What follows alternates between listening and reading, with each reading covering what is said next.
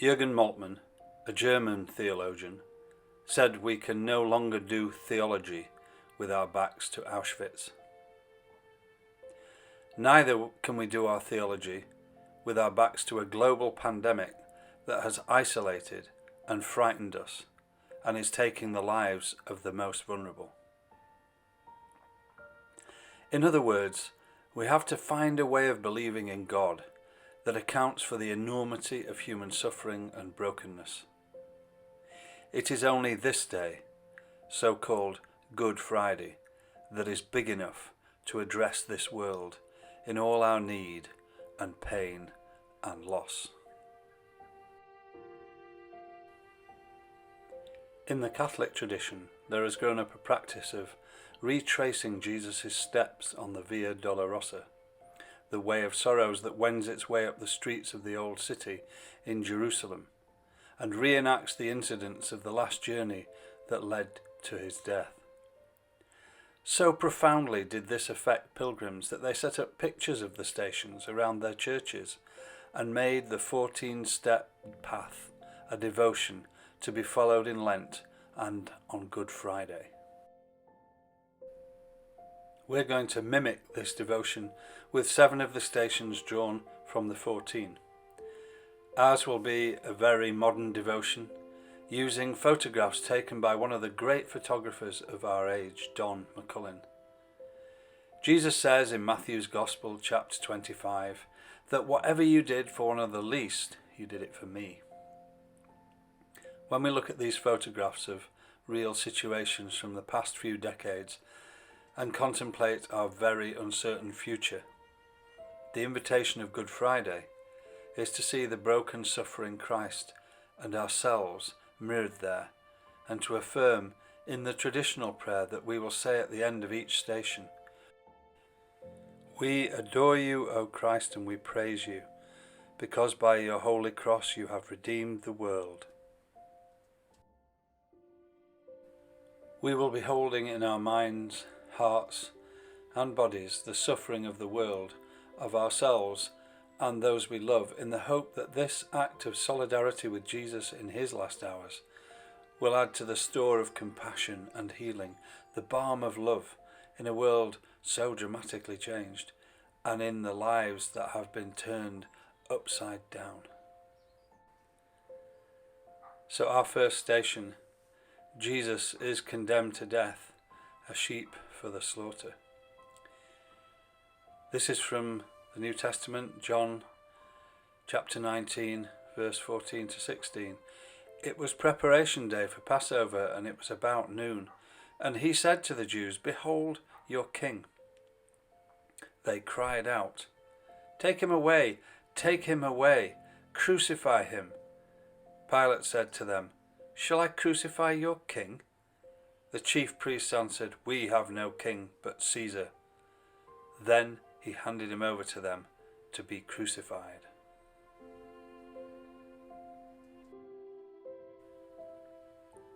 This photograph of sheep going to the slaughterhouse in the early morning of 1965 has such powerful echoes in it.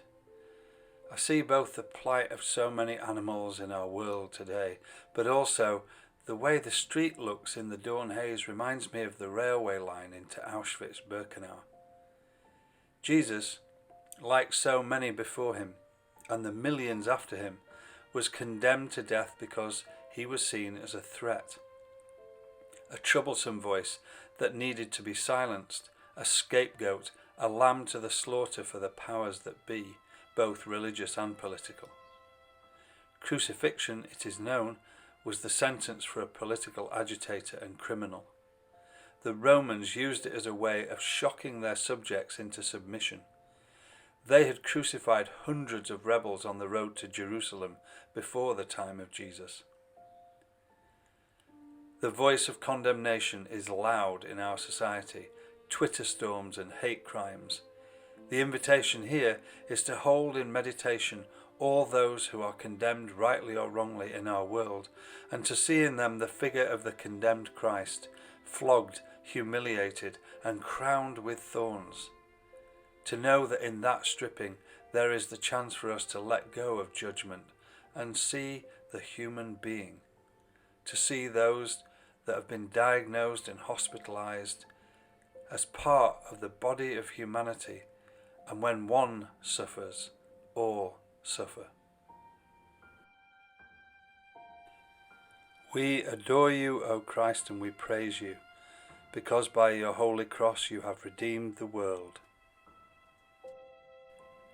Our second station, Jesus meets his mother, the Cypriot Civil War.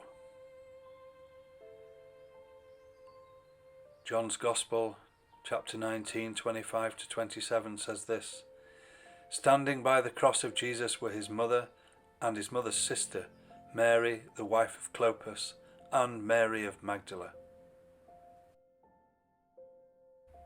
This photograph was taken during the civil war on the island of Cyprus in 1964. This Turkish woman has just learned of the death of her husband at the hands of the Greek militia. Her son is reaching out to her. Anguish is the first visitor when trauma overtakes us. We feel that gut-wrenching draining away of hope as the riptide of the loss sweeps us off our feet. This is what Mary must have experienced at this station of the cross. She sees her child, a man now, being brutally pushed and beaten along a road that has only one outcome. The suffering of this woman in this picture is so poignant. It is an icon of those moments in our life when we have felt that deep anguish, the torment of anxiety realized. And where is God in all this, we ask? This is the story of Primo Levi, a survivor of the Shoah, the Holocaust. In the camp, the guards had caught a boy doing something illegal and strung him up and hanged him. He was taking time to die, and the other prisoners were being made to watch. A voice said, "Where is God?" And another in the crowd said, There is God." God in this theology is visceral and intimate, in the very bones of us. And when we are traumatized, God is traumatized. Yet where there is love, there is God. In this mother's face and in our ability to soothe fear and illness with love and care, God is awakening in our communal, national and international solidarity in this coronavirus outbreak, and moving in us and moving through us. God in this way of living is not some outsider watching as we struggle, but is in each cell, each light beam, each doctor and nurse, and every decision to save a life. This is what a Latin American theologian of liberation, John Sobrino, has to say. The cross presents a basic affirmation about God. It says that on the cross God is crucified. The Father suffers the death of his Son and takes upon himself all the sorrow and pain of humanity. God the Mother in this photograph, seeing her Son and all of us who suffer, and like the photographer, framing the moment of anguish and reaching into it with a lens of compassion. Compassion, a word that means to suffer with, as we suffer with all those who sorrow over their children, their partners, their parents. We open our hearts to that divine compassion that can change our world. We adore you, O Christ, and we praise you, because by your holy cross you have redeemed the world. Our third station, Simon helps Jesus carry his cross. Bradford, 1976, no Nazis.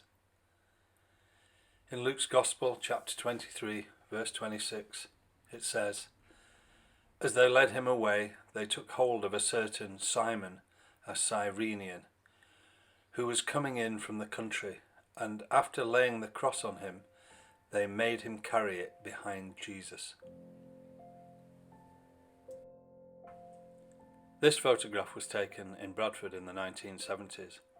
It was a low point in this country for racism and prejudice. People who'd been part of the British Empire were invited here to work and take up jobs that others didn't want. Then they found themselves targeted and scapegoated. I also remember the anti-Nazi protests and standing at the top of Brick Lane in the 1980s with my Bangladeshi friends opposing the British movement as they tried to march through Banglatown. Again, we wonder, where is God in all this? Here's what John Sobrino says about the cross. The cross is ultimate solidarity with humanity. It reveals God as a God of love in a real and credible way rather than an idealistic way. When we feel solidarity with each other and are prepared to walk alongside someone in their suffering, or be close to a friend who is at breaking point, then we feel that love that is at the heart of God. In this time when we're unable to physically touch one another, there are so many other ways we can reach out. Through the miracle of the World Wide Web, something that's been a vehicle for division and political chicanery can be a force for breaking down isolation and uniting us. Because LGBT, lesbian, gay and bisexual and trans people stood by the miners during the strike in the 80s, the NUM was the first union to help pass a motion in support of LGBT rights. This is what Di, an NUM official, thanking LGBT people in a club in London, says in the wonderful film Pride. Because what you've given us is more than money, it's friendship. And when you're in a fight as bitter and as important as this one, against an enemy so much bigger, so much stronger than you, well, to find out that you have a friend you never knew existed, it's the best thing in the world. Jesus, in the midst of his torture, found a man, Simon of Cyrene, next to him. We think of the times when we've yearned for a companion and asked for the grace to stand by someone, let them feel our presence even though it's online, and know that God is reaching out to and through us.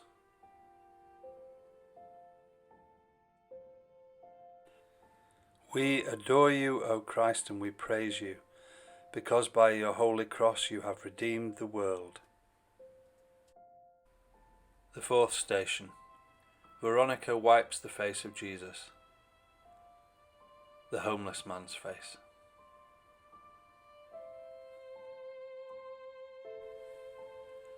This picture was taken on Brick Lane in Aldgate, London, in the 60s. This was a homeless man who had been sleeping next to a fire all night, laying on the ground. His face was smudged with ash and cinders. He awoke to find Don McCullin with his camera trained on him and stared back into the lens, leaving an image that has haunted many in the subsequent years. The name Veronica, the woman who according to tradition wipes the face of Jesus on his way of suffering, means true image. As she left the scene of the procession, she realized that she had on the cloth an icon, a portal into eternity, a blood-stained image of the incarnate God. The face of suffering humanity is one that is once seen and never forgotten. All our self-righteousness disintegrates when we are presented with an example of deep-seated suffering. Religiosity can be a great place to hide from all the pain, to adhere to a cluster of people just like me, and to create a closed group where we are blind to the images of suffering. Sobrino says this: I think there are two main obstacles to any attempt to grasp the cross of Jesus in all its profundity. One is the danger of isolating the cross from the concrete history of Jesus. The other is the danger of isolating it from God. In other words, we need to see that Jesus died to promote the kingdom of God, a world where human beings are in right relationship with each other and the earth. He severely challenged the imperial worldview that seeks to dominate people and the natural world for its own devices. So much so, they killed him. The church can be that cloth that wipes the face of suffering and finds that the true image of Christ has been imprinted on it. In this time when we are so scared of contact and what we can pass on to each other, then we must find other new and creative ways to wipe the face of suffering. By staying apart and being careful in using communal resources like food and other supplies, we can restore the true image of humanity and incarnate love among us. The photographer that seeks to document our world can open a door for us to show where to look for the image that transforms. Look again at this man and think what you would say to him, and more important, what would he, with the voice of God, say to you? Remember the nurse trying to buy shopping from a ransacked supermarket after a 48-hour shift. She was the face of love and suffering, and we can help her and those like her. We adore you, O Christ, and we praise you, because by your holy cross you have redeemed the world.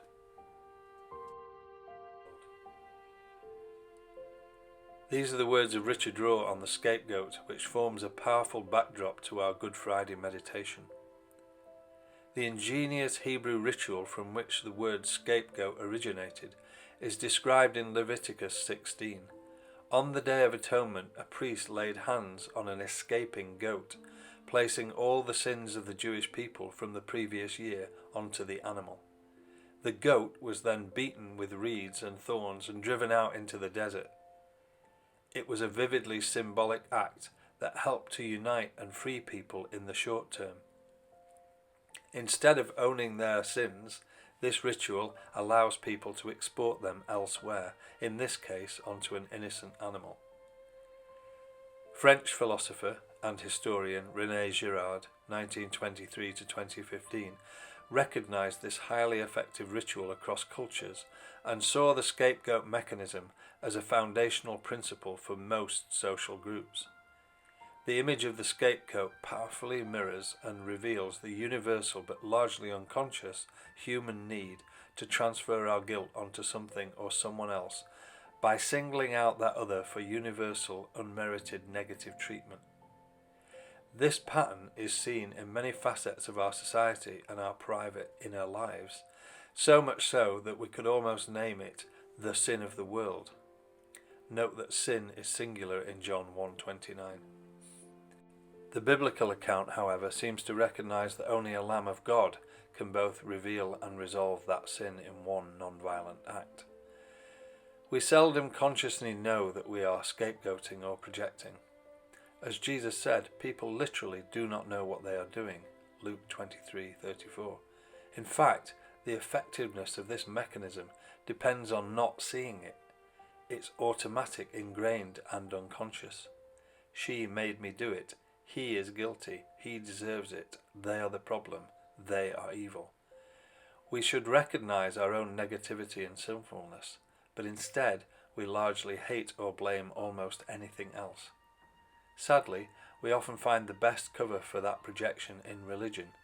God has been used to justify violence and hide from the parts of ourselves and our religions that we'd rather ignore.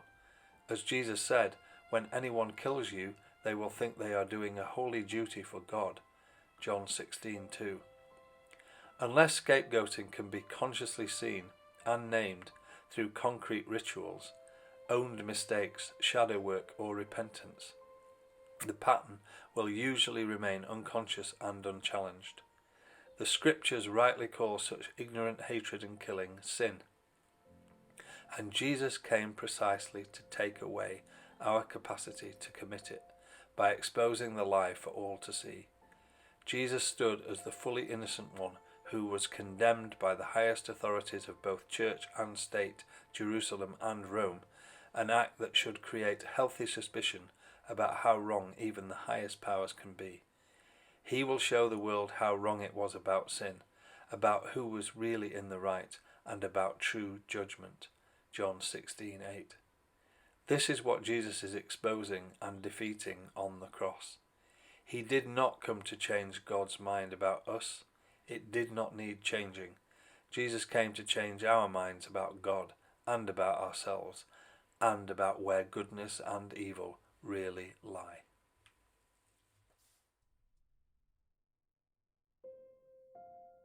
The fifth station, Jesus falls for the second time. Lewisham, early 1970s, A Woman on the Deck. This photograph is from Lewisham in the 1970s. Some unidentified protest is occurring, and it's hard to know if this woman is an innocent casualty the police are assisting or a protester they are arresting. Falling is always a blow. When you are young, it's a knock to the pride and a scab on the knees. When we get older, it's an embarrassment and can be a call for an ambulance and general concern. We fall so many times, and in fact, we can learn so much from our falls. We become vulnerable, and that can open us to grace. There can be great power in our falling. We can find a new life in the ruins of the old fallen one. Jesus is traditionally depicted in the Stations of the Cross as falling 3 times. We are meditating on the second one. In her book about St. Francis and the humility of God, Ilia Delio, a Franciscan sister, says this: "Reading the Book of Life for Francis was more than reading a text. It was instead reading the lines of our poor, fragile human nature as shown to us in the poor, humble Christ. To fall is to be human.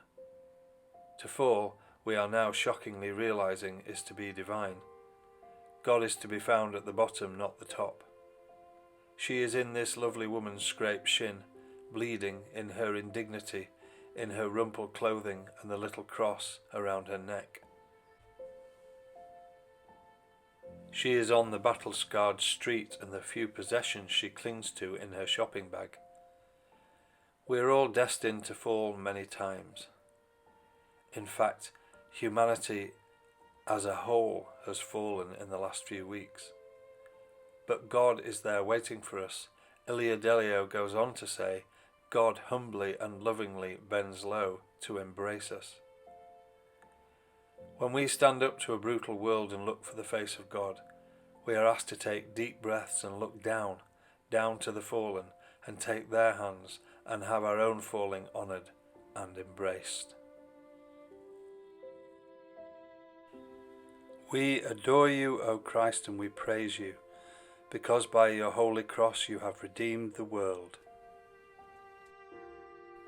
The 6th station, Jesus is taken down from the cross in Vietnam. In Matthew 27:57-58 it says, "When it was evening there came a rich man from Arimathea named Joseph, who was himself a disciple of Jesus. He went to Pilate and asked for the body of Jesus. Then Pilate ordered it to be handed over." Don McCullin felt that this photograph of a wounded American soldier during the Tet Offensive in 1968 Vietnam was the closest to a pieta he had ever come to shooting. If you look hard at the man, he's in deep pain. His buddies are tenderly carrying and caring for him. He is not, like Christ at this station, dead, but is on that threshold between this world and the next. This picture shows what happens to vulnerable human bodies when they're caught up in war and violence, willingly or unwillingly. They are broken and torn apart by it. Jesus, being taken down from the cross, limp and lifeless, was a perennial theme in medieval art. They seemed obsessed with this moment. Perhaps because they were surrounded by death and suffering in a way that we are, or have been, inured from. They had plagues, pestilences and wars on their doorsteps. Please God, we don't. This was Jesus at his most powerful in their eyes. There is an early church sermon that talks about Holy Saturday, the day all becomes still and silent. They imagine Jesus descending into Hades and releasing the captives held by death, beginning with Adam and Eve. That this innocent victim of the imperial system has unlocked the underworld and is reaching into and inhabiting the last enemy, death. Sobrino says this: "The only true power in Jesus' eyes was the power embodied in truth and love. This is why he broke down the old dichotomy between friend and enemy, calling for pardon and love of enemy rather than vengeance. If this photo says anything, it says that. The Vietnam War was a disaster, and now old enemies are seeking reconciliation. All that pain and suffering taught one priceless lesson, that war is pointless. We are now in another war against a virus we cannot see. We are facing a crucifixion that requires a new solidarity, a solidarity in isolation, to be apart for the sake of the weakest and most vulnerable. We can descend as Jesus is depicted as doing in the harrowing of hell in medieval art. We can reach out to those who are suffering and allow ourselves to be cared for in our turn, to plumb the depths of our losses and grieve together, to lament with each other and cry over the tragic loss of life and livelihood, to come through this night sea journey together. When the suffering is over, we are asked to look into our own hearts and begin to seek the seeds of pardon and love. Jesus did not seek revenge for what was done to him. He waited for God to show him how to bring peace. We also must let our wounded bodies be exposed to the air of healing gentleness, to the grace of our own self-forgiveness, and to look into the eyes of the family and friends of Jesus and these two soldiers in the photograph, and see their grief and their desire to look after the broken body. Humanity always triumphs in the end. We adore you, O Christ, and we praise you, because by your holy cross you have redeemed the world. The seventh station, Jesus is buried.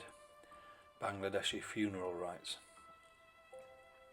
In Matthew 27:59-60 it says this: Taking the body, Joseph wrapped it in clean linen and laid it in his new tomb that he had hewn in the rock. Then he rolled a huge stone across the entrance to the tomb and departed. This photograph was taken in 1971 in Bangladesh. The mother has died from cholera in a camp on the border with India. In the early 90s I worked on Brick Lane with the Bangladeshi Trust, helping people from the newly independent country of Bangladesh, formerly East Pakistan, to find their way in British society. During Ramadan I would be invited into people's crowded flats to break the fast and share fellowship. I have rarely met more hospitable and hard-working people. They predominantly came from the villages of Sylhet and would scrimp and save to send money home to their people. Above Sheffield Station there is a monument to the 402 victims of cholera that died in this city in 1832. Ancient history now, and yet this photograph is from 1971, my lifetime.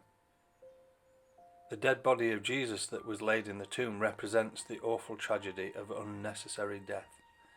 It represents in this time all those who have died from the virus we are now suffering from, all those we are having to mourn, and the situation we're having to accommodate. It asks us to do everything we can to save lives and not put them at risk. This is what John Sobrino has to say. Our theology of the cross must be historical. Rather than viewing the cross as some arbitrary design on God's part, we must see it as the outcome of God's primordial option, the incarnation. The cross is the outcome of an incarnation situated in a world of sin that is revealed to be a power working against the God of Jesus. These powers and principalities create thousands, even millions, of unnecessary deaths. God sent his child into this world, a world that she had created, a world that has cried out to her ever since for relief and justice, and the outcome was this station, that the child was buried. The wonder of faith is that if this had been the last word, we would not be sitting here right now looking at these images. We would not be able to call ourselves Christians or people who know about Christ. Something happened 2 days later that changed the onslaught of history. A light shone out of the darkness of death and suffering that illuminated the possibility of a different world. We are those who struggle to believe in that world, struggle to give birth to it in our generation, to find life where there seems to be only death, to realize that the mystery is not to turn away from the suffering and tragedy of our world in the grip of such a virus as it is now, but to sit outside its tomb and wait for that moment when it only contains folded grave clothes and angels telling us that life has found a way. We adore you, O Christ, and we praise you, because by your holy cross you have redeemed the world.